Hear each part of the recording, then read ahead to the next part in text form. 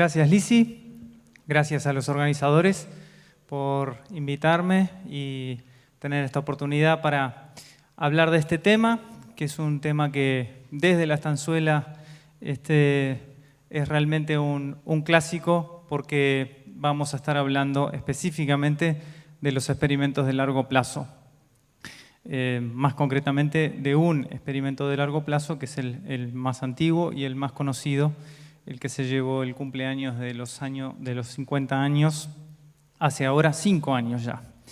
Y esto surgió en las etapas de preparación de la jornada esta. Tuve oportunidad de venirme hasta Mercedes y interactuar un poco con los técnicos de CREA, de la sectorial, y bueno, me fueron convenciendo de que era realmente un buen momento aprovechar esta oportunidad para desempolvar un poco los datos que tenemos acumulados provenientes de estos experimentos, para que un poco nos ayuden a visualizar, bueno, al fin y al cabo, esto de hacer rotación con pasturas, cuánto impacta los rendimientos, y bueno, tratemos de incursionar un poquito en las causas de eso. Así que entonces el plan que tengo para hoy, en este rato de charla con ustedes, es entonces retomar un poquito, refrescar lo que ustedes pueden haber oído en más de alguna charla sobre los experimentos de rotaciones en la estanzuela. Luego vamos a entrar de lleno en los resultados. Vamos a no generar mucha expectativa y vamos de una a los resultados. Y luego, recién después, vamos a tratar de ir un poquito a hurgar en los conceptos y tratar de dilucidar qué factores del suelo pueden estar en juego. Ya les adelanto, vamos a estar hablando de la materia orgánica. Puede ser un poco frustrante, un poco aburrido, pero en definitiva es la propiedad que controla luego un montón de factores que hacen a la fertilidad del suelo. Y eso es lo que vamos a tratar de estar repasando. Y después nada más una diapo de conclusiones como para hacer un resumen. Antes de empezar, voy a hacer un agradecimiento también a las personas que están involucradas con esto, porque al tratarse de un experimento de largo plazo, lo que se requiere es un equipo de largo plazo.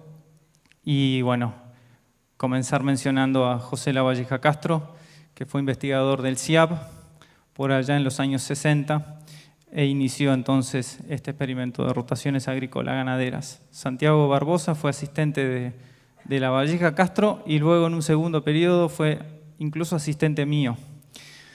Conocen todos ustedes a Roberto Díaz, Alejandro Morón, Jorge Sauchik. Ellos también dedicaron tiempo a esto. Wilfredo Mesa es el asistente actual de nuestro grupo de suelos y Daniel Basaún es el líder en el laboratorio de suelos, que no solamente nos analiza las muestras, sino que además también son los que llevan el archivo de muestras de suelo que sirven para que muestras sacadas en los años 60, 70 o 80 puedan ser analizados hoy, no solo en Uruguay, sino en otros lugares con equipos modernos y técnicas analíticas modernas.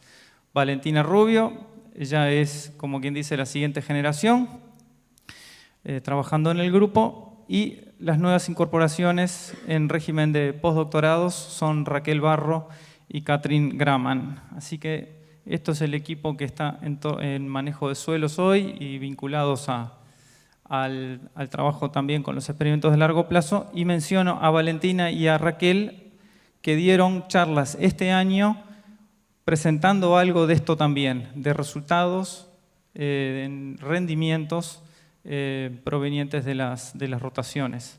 Raquel lo hizo en una reunión en Tacuarembó de la Asociación Uruguaya de Producción Animal, tratando de ponerle valor a las pasturas, de cómo impactan la productividad de los cultivos. y Valentina haciendo una presentación en la jornada que hubo de cultivos de servicio. Así que ahora sí, veamos rápidamente de qué se trata esto de los experimentos de largo plazo en INEA. Ven ustedes que estamos hablando en plural, no es uno, sino que son varios. El primero que se menciona es el de las rotaciones ganaderas viejas, pero también tenemos las parcelas de escurrimiento, que han servido para desarrollar el conocimiento necesario para luego poner en funcionamiento el modelo de estimación universal de la ecuación universal de pérdida de suelo, de la Usler-Rusle para los planes de uso. Hay un experimento más nuevo de rotaciones por laboreo, que estudia específicamente, que se inició específicamente en siembra directa, pero que tiene un tratamiento de laboreo mínimo. Hay un experimento que incluye desde el vamos el cultivo de soja, o trata mucho sobre el cultivo de soja, pero también cultivo de maíz. Tiene cultivos de cobertura y tiene riego suplementario. Este experimento es un experimento que lo inició el ruso Sauchik, también allí poco antes de los años 2000. Y, por ejemplo, en INEA 33 existe un experimento también de rotaciones y pasturas, ya con ganadería, o sea, pastoreo directo, donde las unidades experimentales realmente son potreros y se maneja a una escala de chacra. Así que, bueno, de esta manera, un conjunto de experimentos de largo plazo, que luego a lo mejor comento de cómo se está constituyendo en realidad un grupo ya muy interinstitucional para trabajar con este tipo de enfoques. Así que el experimento de rotaciones viejas está capturado acá en esta foto aérea. Es un área de 10 hectáreas y media. Son 21 parcelas que tienen esta forma, bastante delgada y alargada, 200 metros de largo y 20 metros de ancho. Y las secuencias de cultivos que tenemos adentro, para que ustedes vean, bueno, cuál es la diversidad de cultivos que hay adentro. Cuando hablamos de cultivo continuo, ¿de qué estamos hablando? Y cuando hablamos de rotaciones con pasturas, ¿de qué estamos hablando? Básicamente hay una secuencia, hubo por distintos periodos durante el experimento, pero por ejemplo desde los 80 hasta el 2008 dominó esta secuencia que tenía sorgo de primera, en un segundo año cebada y girasol de segunda, y en un tercer año tenía trigo. Aquello que era cultivo continuo, esta secuencia de 3 años se repetía continuamente. Y luego van a ver que esta misma secuencia de 3 años de cultivo también se da en las otras rotaciones que rotan con pasturas. Hay uno de estos sistemas que era el sistema 1, que no lleva fertilización ni de fósforo ni de nitrógeno, y es claramente el tratamiento más degradante de todos, que en ocasiones ni siquiera provee información de interés. Digo en ocasiones porque justamente tenemos razones para mantenerlo. Pero en este análisis que vamos a hacer nosotros no vamos a estar mostrando rendimientos de este sistema, porque realmente distorsiona mucho la figura. Sí nos vamos a estar comparando contra el sistema 2, que lleva la misma secuencia de cultivos y ha recibido históricamente fertilización con nitrógeno y con fósforo. Y luego nos dedicamos a las rotaciones con pasturas. Hay una rotación en donde rota nada más con un trébol rojo, y es una secuencia de vuelta de 3 años que se repite en el tiempo, en donde entonces prácticamente es un año y poco, en donde hay un trébol rojo que rota con cultivos de invierno y de verano.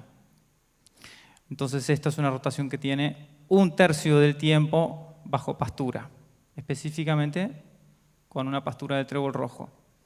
Van a ver ustedes que luego del 2008 cambiamos la secuencia, y lo voy a mostrar rápidamente ahora también, pero para explicarlo el concepto uso este diagrama.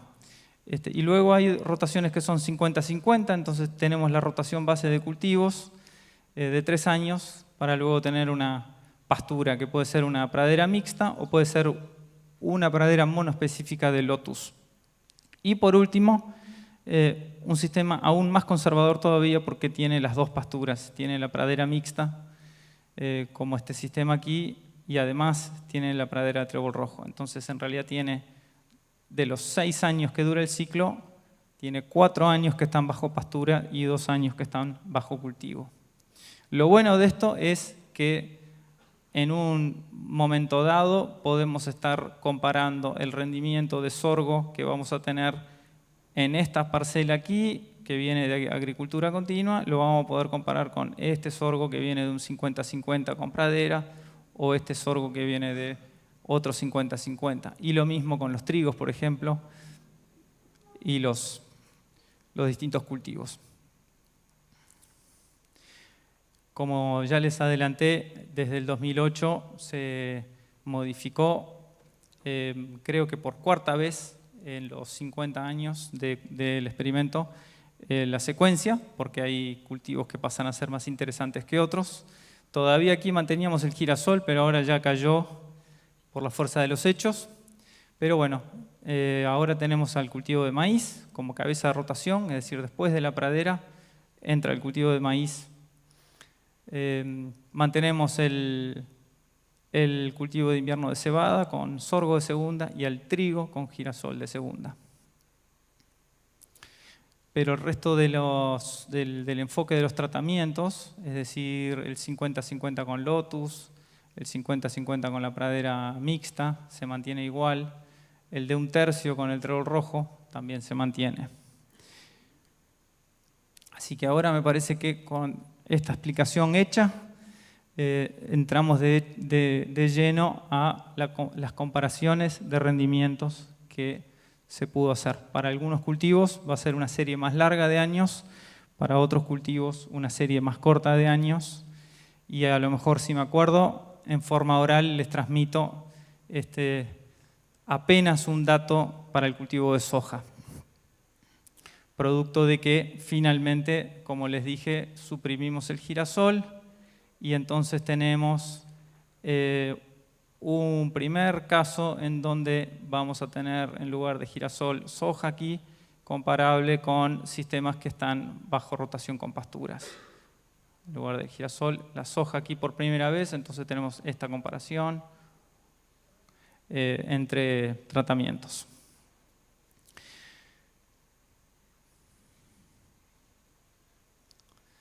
Para el cultivo de trigo, una secuencia de 15 años, en donde estamos comparando, para hacerlo simple, el cultivo continuo, obviamente el que lleva fertilización con nitrógeno y fósforo, se compara con esta rotación corta, digamos, que tiene nada más la pradera de trébol rojo, y a su vez se compara con esta rotación 50-50 que tiene una pradera mixta. Y los resultados son los que están aquí en pantalla. O sea, en promedio, en estos 15 años de cultivo de trigo,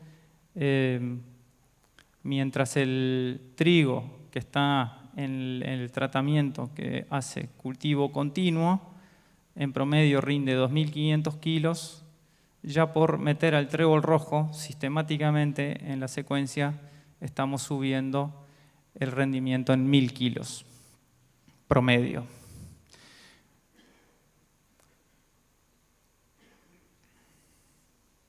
Para el cultivo de cebada, una secuencia de años similar y una figura que resulta prácticamente igual. Habla por sí solo.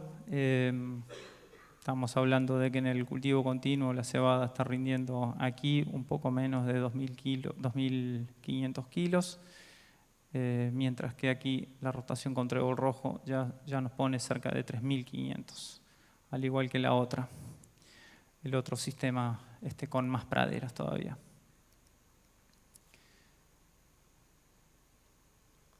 Para el caso de girasol, lo traje porque obviamente estuvo, entonces hay una cantidad de años con datos son rendimientos promedio llamativamente bajos, entre otras cosas porque sistemáticamente hemos tenido problemas de control de pájaros, daños de pájaros,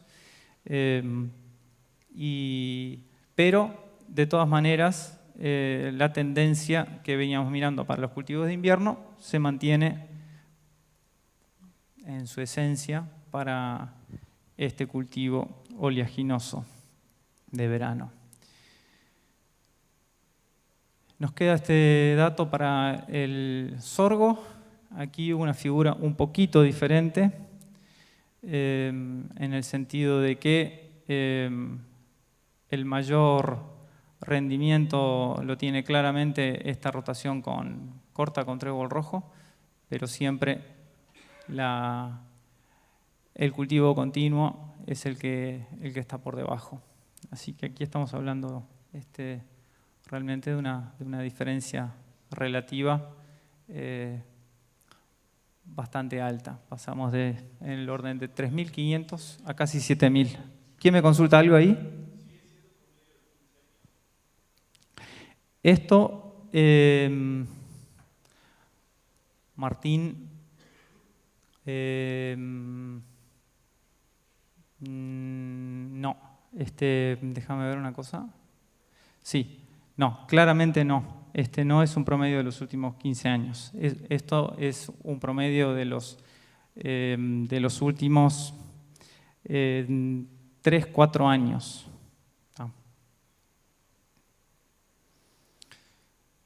Y bueno, y ahora lo que yo les decía que les iba a transmitir en forma oral, el dato del rendimiento de soja del último año de la zafra 2017. Allí, en el cultivo continuo, el rendimiento fue en promedio, la parcela esa rindió 2.400 kilos, kilo más, kilo menos, y luego las otras, las que rotan con pasturas, la que rindió menos, rindió 3.400. O sea que de 2.400 a 3.400, vamos a ver dentro de unos años, cuando volvamos a desempolvar los datos, a ver si esa tendencia se mantiene o si fue circunstancial. Bueno, ahora sí nos tenemos que plantear esta pregunta. ¿Qué factores del suelo pueden estar en juego en esto? Y yo ya les había adelantado de qué íbamos a hablar. Es la materia orgánica del suelo que graficamos en esta figura aquí. Es una gráfica que muestra justamente la evolución del carbono orgánico del suelo en función del tiempo. Allí, cuando inició el experimento, que era una chacra ya seguramente con bastante uso, por laboreo convencional y una agricultura convencional, con escaso uso de fertilizantes, estábamos arrancando con un suelo que tenía aproximadamente 2% de materia orgánica. Luego, a los años del experimento, Alejandro Morón se preocupó por intentar saber cuál habría sido el contenido de carbono orgánico de este suelo en su condición virgen. Y la conclusión fue que seguramente andaba por acá, por 3,1% de carbono orgánico. Esa es la condición virgen del suelo, a nuestro mejor saber y entender. Por lo tanto, tenemos que arrancar diciendo que el uso previo que recibió este suelo ya le hizo perder 1/3 de la materia orgánica. Y desde aquí, entonces, de aquí en más, este es el tratamiento, obviamente, el más degradante de todos, aquel del cual no mostré rendimientos, que es el de la agricultura continua sin fertilización. El compañero de este tratamiento es el de la agricultura continua con fertilización, que muestra esta tendencia. O sea, de un 2% siguió lentamente una progresiva caída para llegar a un piso de 1,5% de carbono orgánico del suelo, mientras que estos otros tratamientos que tienen pasturas muestran en realidad poder incluso revertir una tendencia y en el largo plazo mostrar un ascenso del carbono orgánico. De todas maneras, fíjense que parece bastante difícil que supere el 2,5 y por lo tanto todavía estamos relativamente lejos de llegar al 3, que sería el techo que la naturaleza le puede imponer a ese suelo en esas condiciones. Así que aquí, en esta serie de datos de color marrón, es la rotación con trébol rojo, es decir, es la rotación que tiene de todas la menor proporción de pasturas, y entonces es bastante lógico entender que se ubica en un punto intermedio respecto a esta otra que tiene el 50-50. Y claramente estas subidas y bajadas no son en realidad error experimental o variabilidad no explicable, sino que justamente son los ciclos que se producen por la sucesión de pasturas alternadas con los ciclos de cultivos anuales. Esta gráfica resulta tan linda, capaz que es justo decirlo, gracias a varias circunstancias o cosas que se pueden dar. Por un lado, es un experimento en donde se tienen controladas muchas cosas, ¿no? Las unidades experimentales son de media hectárea y en la zona que muestreamos es incluso un área menor a esa media hectárea, porque tratamos de mantenernos lejos de los bordes, por ejemplo. Por lo tanto, realmente tenemos certeza de que estamos yendo siempre al mismo lugar a muestrear. Y por otro lado, bueno, tenemos la precaución de hacer el muestreo siempre de la misma manera, la profundidad de muestreo y esas cosas. Y por último, en realidad estamos escondiendo un ruido que en realidad ofrecen estos datos.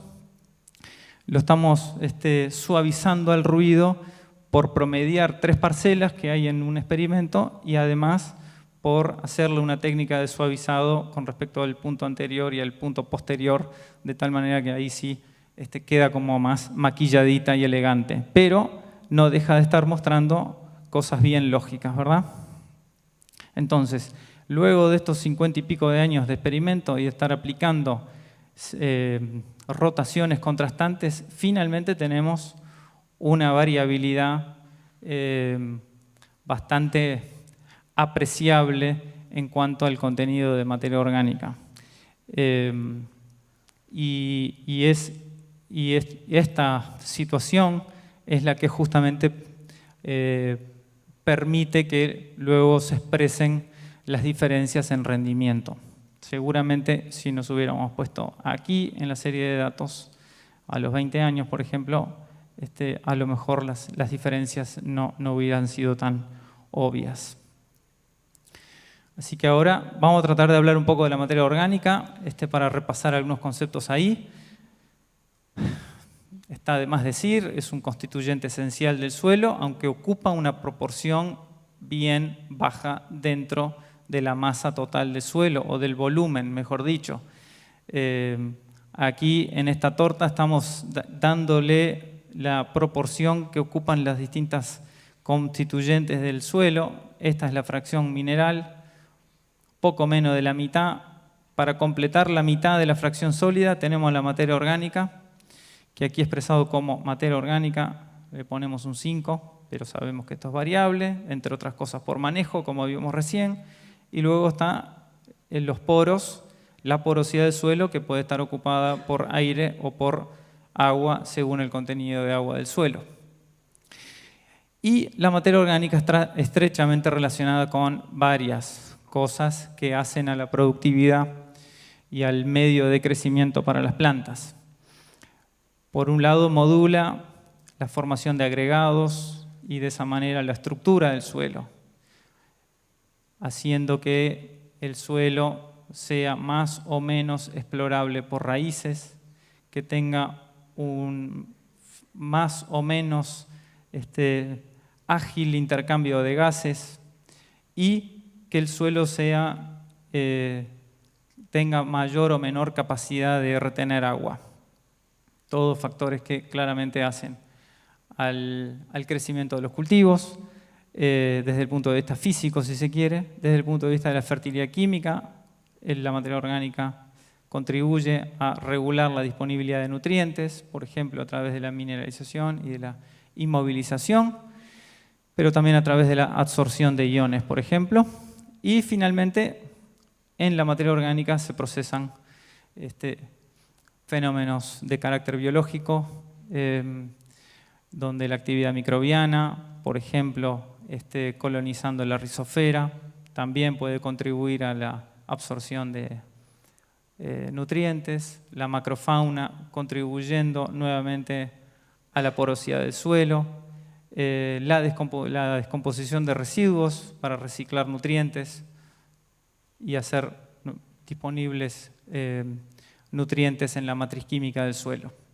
Así que de esta manera la materia orgánica justamente presta servicios o funciones en varios servicios ecosistémicos. Uno de ellos, y el que más nos importa en este contexto, es el de la productividad de los cultivos, pero de paso aprovecho a comentar que, por supuesto, esta materia se vuelve especialmente interesante en el contexto de la mitigación de gases de efecto invernadero por la capacidad de secuestro de carbono que podemos tener y también hacia la sustentabilidad, por ejemplo, por el lado del control de la erosión. Así que, repasando un poco por qué tiene sentido mencionar en este contexto, en primer lugar, la materia orgánica y a partir de la materia orgánica los distintos procesos que están vinculados. Justamente esto es lo que decía este autor en inglés, pero en definitiva es que la materia orgánica controla otras propiedades físicas, químicas y biológicas del suelo y por eso es ampliamente usado como indicador de la calidad del suelo. Entonces vamos a repasar un poquito más para ilustrar cómo es que son esos efectos en otras propiedades del suelo vinculadas directa o indirectamente a la materia orgánica. Y nuevamente tenemos desplegados los distintos sistemas que tenemos en rotaciones y aquí, por ejemplo, comparando el cultivo continuo y el sistema de 50-50, mostrando la biomasa microbiana.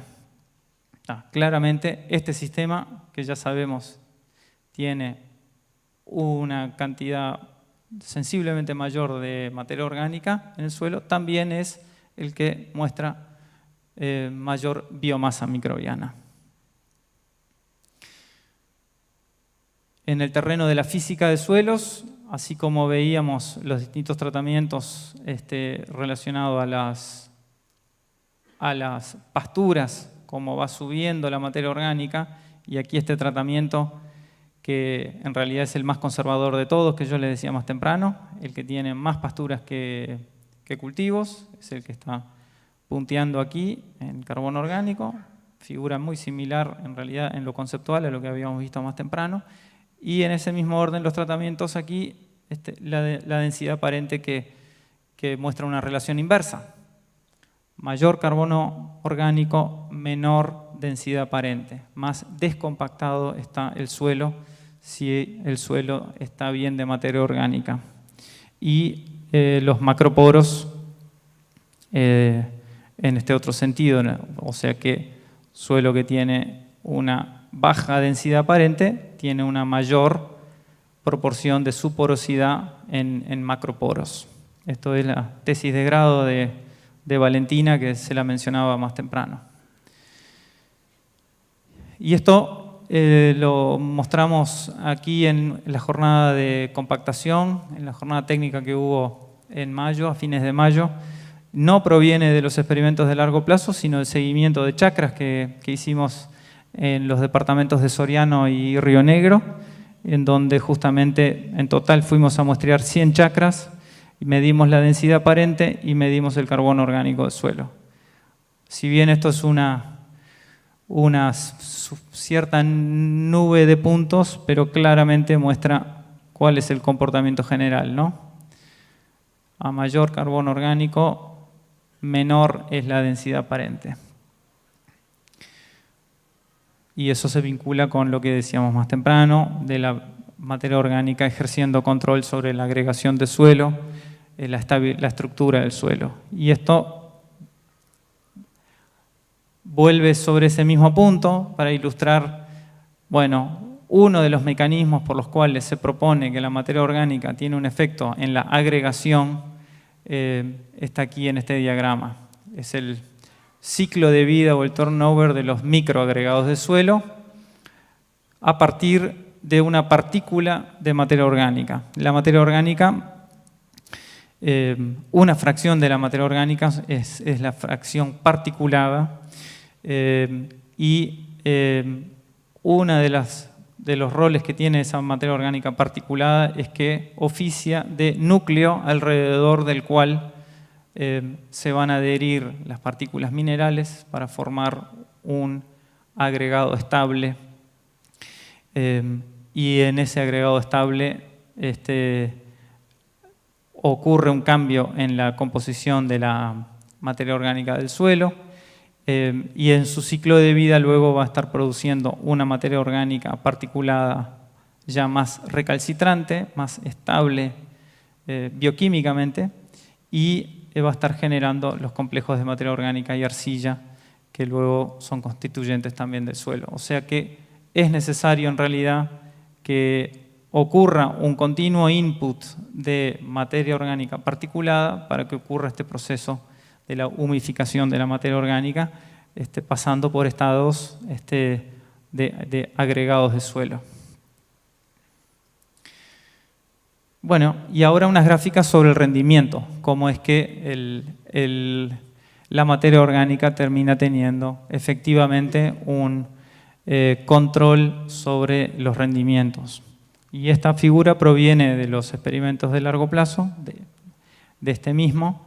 Es algo que trabajó Roberto Díaz en su último tiempo antes de jubilarse y ahora lo están retomando con Valentina y ojalá salga una publicación en breve, porque realmente nos muestra, haciendo un análisis estadístico ya más completo, es decir, colocando en el modelo las otras propiedades que pueden estar generando variabilidad, allí finalmente es posible de sacar una línea que modela, digamos, la relación entre el carbono orgánico del suelo y el rendimiento. Aquí Roberto proponía que se podían establecer dos modelos diferentes según la serie de datos que se usara, porque una podría estar representando una tecnología alta y otra podría estar representando una tecnología baja, por lo tanto los rendimientos alcanzados en una y otra serían diferentes, pero en cualquiera de ellas estaría indicando que hay un punto a partir del cual ya los rendimientos no estarían mostrando respuestas a mayores niveles de materia orgánica. O sea, no es una línea recta, sino justamente es una que tiene este comportamiento que llamamos cuadrático a veces, o que podría ser, bueno, de incrementos decrecientes en definitiva. Y que por lo tanto con estas flechas aquí podría estar indicando justamente estos umbrales. Si recuerdan ustedes un poco los valores que habíamos manejado en la curva de la materia orgánica en el tiempo, bueno, justamente los tratamientos con rotaciones nos permiten estar ubicados en esta zona aquí, por arriba de 1, y si recuerdan, el de agricultura continua con fertilizante, yo les había dicho que más o menos se había querido estabilizar en el entorno de 1,5. O sea que sería en un momento dado este rendimiento frente a este, o este rendimiento de 2,500 frente a este de 3,500. Y aquí una figura parecida, pero de otro investigador, del otro lado del río Uruguay, en realidad en la pampa semiárida de la Argentina, un relevamiento de 134 chacras en donde registraron el rendimiento del cultivo de trigo y registraron la materia orgánica que tenía el suelo. Y ellos también visualizan un comportamiento similar al que veíamos recién, en donde podría haber una especie de umbral aquí en el entorno de 70 toneladas de materia orgánica por hectárea, que según mi cálculo y asumiendo densidad aparente de 1,20, esto es más o menos 1,7 de carbono orgánico. O sea, es un poco menos del 2 que veíamos recién, pero bueno, no deja de tener bastante sentido igual, ¿no? Bueno, así que entonces, de esta manera repasamos los rendimientos que observamos en el experimento, las observaciones que hicimos en suelo y cómo esas observaciones que hicimos en suelo permiten explicar y entender en definitiva esas diferencias en rendimiento que observamos. Y por último, cabe preguntarnos, bueno, ¿por qué es que las pasturas pueden entonces subir el carbono orgánico como estábamos viendo? Esto es realmente muy somero y muy rápido, pero sin dudas es la condición de plantas perennes que la mayoría de los autores coinciden en que es uno de los elementos críticos. Por su condición de plantas perennes es que tienen una mayor biomasa radicular, es que alcanzan una mayor profundidad de arraigamiento, es que proveen un sustrato en forma continua para la actividad biológica. Y aparte es una mezcla de especies con frecuencia, ¿no? No solo, digamos, si bien tenemos esa pradera monoespecífica de lotus, con frecuencia en realidad las pasturas son más bien mezclas y como tales ofrecen una mayor diversidad de tipos de raíces y una mayor diversidad de sustratos para la actividad biológica. Y así que entonces ahora llegamos al resumen. Bueno, dedicamos esta charla a los experimentos de largo plazo para justamente visualizar el efecto que tiene el colocar pasturas en una rotación.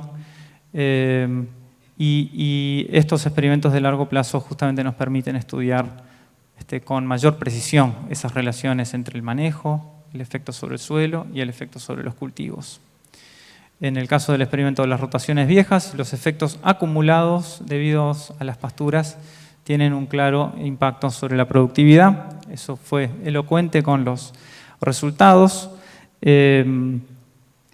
Y me parece importante enfatizar esta palabra de acumulados, porque realmente son ciclos que se han reiterado en el tiempo de alternancia entre pasturas y cultivos, como para luego de 50 años, por decir algo, tenemos los efectos que visualizamos.